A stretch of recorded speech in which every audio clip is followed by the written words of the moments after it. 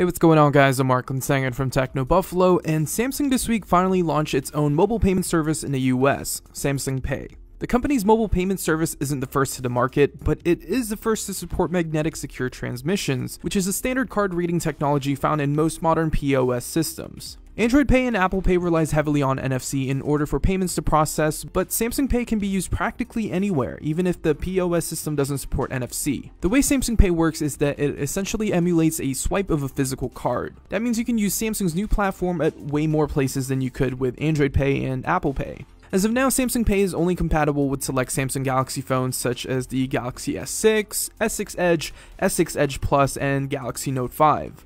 Visa, MasterCard, and American Express are the three major credit card companies that support Samsung Pay, and banks like Bank of America, Citibank, and US Bank are the first three banks that support it, though many more banks should support the platform in the future. Some phones do need to be updated first in order to use Samsung Pay. AT&T, Sprint, T-Mobile, and US Cellular are issuing updates throughout the week to all compatible Samsung phones, so make sure to check your device and see if you have the latest version installed. Verizon unfortunately doesn't support Samsung Pay at the moment.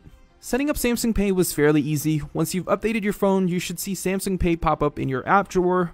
Launch the app, download the necessary files, and add your card by using the phone's camera to scan your card or enter the information manually. To access Samsung Pay, you can quickly swipe up from the lock screen or home screen, and you'll be prompted to enter your fingerprint in order to process the payment. We tried Samsung Pay at a few local stores that don't support NFC payments, and as soon as we authenticated the payment with our fingerprint, it processed after a few seconds. It'll even work with Square's reader, which is pretty awesome since you don't have to hand your physical credit or debit card to the merchant. However, it won't work with readers where you have to insert your card into a slot like at a gas station and or ATM. Samsung Pay, as you saw from the video, worked flawlessly. The only downside so far is that you'll need to be using Samsung's latest smartphones, and bank support is fairly limited right now. Samsung has said it could bring the service to older Galaxy devices, but it will only work with NFC since older devices don't have the proper technology to support MST or magnetic secure transmission. Overall, Samsung Pay is pretty seamless to use and set up, and it should get better over time. Samsung Pay is out in the US and South Korea, but will be rolling out to the UK, Spain, and China in the future. If you guys haven't seen our Apple Pay and Android Pay videos in action, make sure to check them out over here.